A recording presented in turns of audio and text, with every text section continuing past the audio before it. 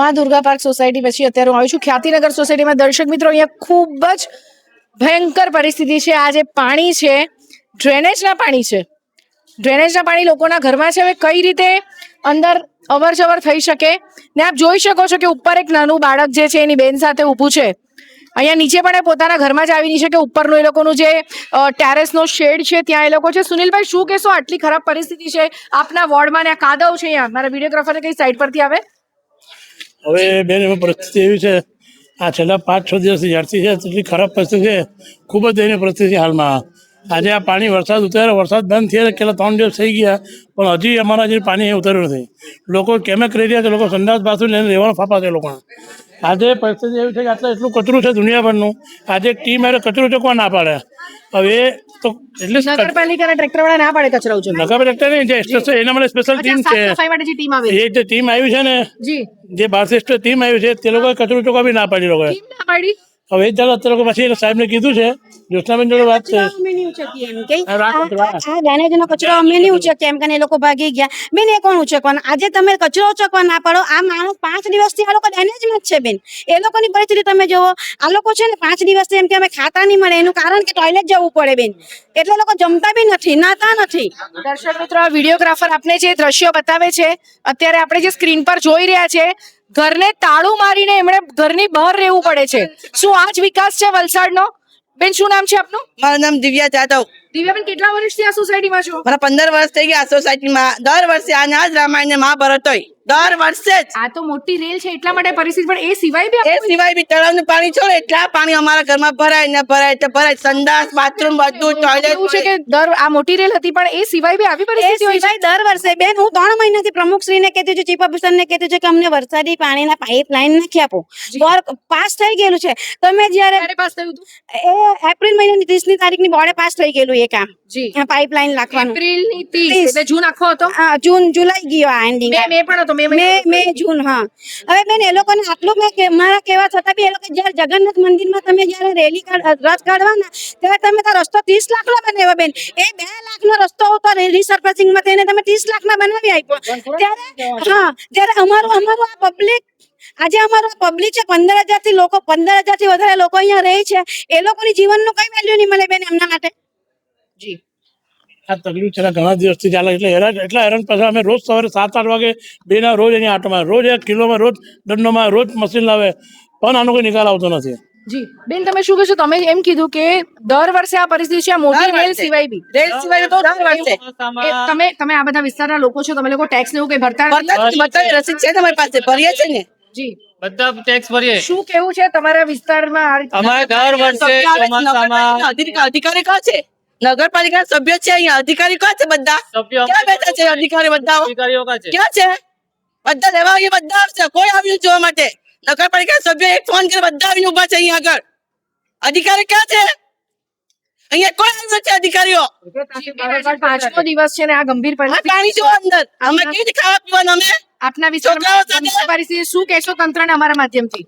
અમારા માટે મસ્ત કે આટલું પાણી કરાવો ને આ વસ્તુ બીજી વાર આવતા ચોમાસામાં થવું જોઈએ નહીં. બસ આ મને અમારો પ્રોબ્લેમ સોલ્વ કરી આપો અમને.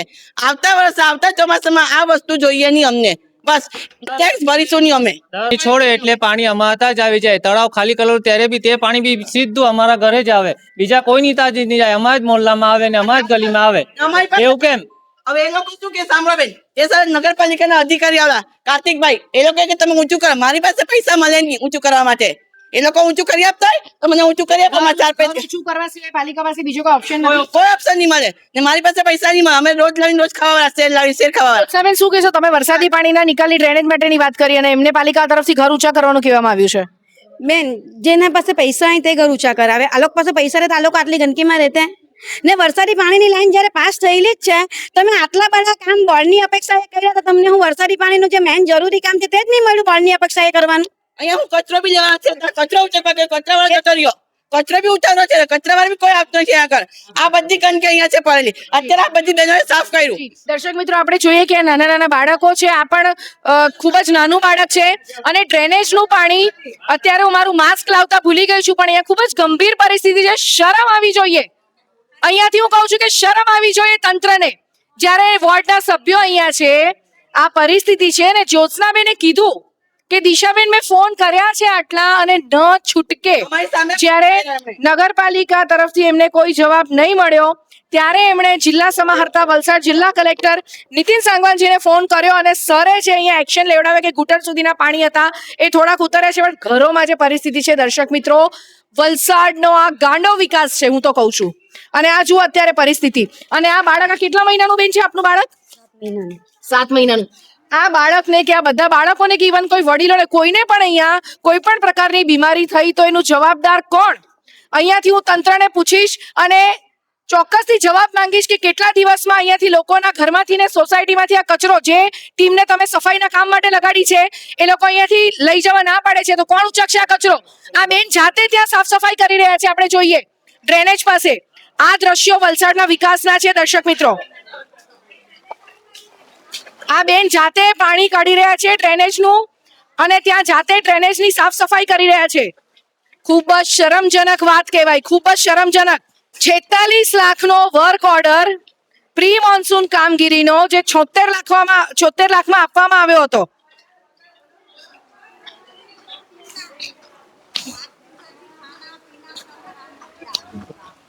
આપણે આ બેન પાસે જઈને વાત કરીશું. जी ये आप खुद क्यों कर रहे हो? खुद क्यों कर रहे हो आप साफ सफाई? कोई आया नहीं है? आकर के चला जाता है। 5 रोज हो गया। 5 रोज हो गए. 5 रोज से सबके घर में इतना इतना पानी भरा है। हमारा तो माल रखा हुआ था, पूरा माल भीग गया आपका है। घर कौन सा है? ये रूम है। ये बाजू वाला आपका हाँ, है? गड्ढा है अंदर। पूरा દર્શક माल મિત્રો, भीग આ બેનનું ઘર અહીંયા બાજુમાં છે. વિડીયોગ્રાફરને કહીશ કે થોડો કેમેરો એમનો મૂવ કરે. જ્યોત્સાબેન થોડા સાઈડ આવી જાઓ. આ પાછળનું એમનું ઘર છે લીલા કલરનું. આ જે દીકરી ઊભી છે આગળ છે.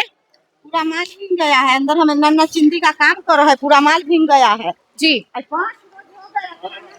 5 रोज से घर में 5 रोज हो गए खाना बने हुए घर में। 5 रोज से आता नहीं है। 5 દિવસથી અમના ઘરે કોઈ આવ્યું નથી. દર્શક મિત્રો, જે બેન ડ્રેનેજની સાફ સફાઈ કરતા હતા આજે પોતે સફાઈ કર્મચારી બની ગયા એવું લાગે છે. આ એમના ઘરની પરિસ્થિતિ છે.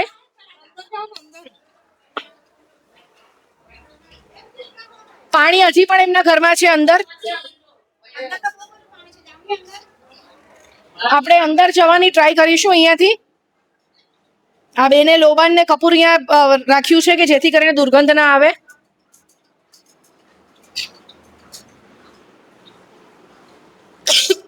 ખૂબ જ ખરાબ પરિસ્થિતિ છે દર્શક મિત્રો. અહીંયા ડ્રેનેજનું જે પાણી છે, ડ્રેનેજનું પાણી આખું અહીંયા હજી એઝ ઇટ ઇઝ પડ્યું છે આ ઘરમાં. ખૂબ જ ગંભીર પરિસ્થિતિ છે અહીંયા. ખ્યાતિનગર વિસ્તાર છે દર્શક મિત્રો. જે પરિસ્થિતિ ત્યાંથી આવી હતી અહીંયા સુધી અને આ બેન આજે કહેવાય કે એક સફાઈ કર્મચારી બની ગયા છે. જાતે ડ્રેનેજ અહીંયા સાફ કરી રહ્યા હતા. ફરી એકવાર કહીશ કે સૌ કોઈ જોઈ લેજો, આ વલસાડનો ઉભરતો વિકાસ છે. ડ્રેનેજ, વલસાડમાં ડ્રેનેજનો વિકાસ થઈ રહ્યો છે. ત્યારે દર્શક મિત્રો, બીજી આગળની સોસાયટીમાં હું જ્યોત્સાબેન અત્યારે મને લઈ જઈ રહ્યા છે. જ્યોત્સાબેન, આપણે કઈ સોસાયટીમાં જશું? આપણે ખ્યાતિનગર શિવકૃપા સોસાયટીમાં અત્યારે હું જઈશ. ત્યાં સુધી જોતા રહો દિશા ન્યૂઝ.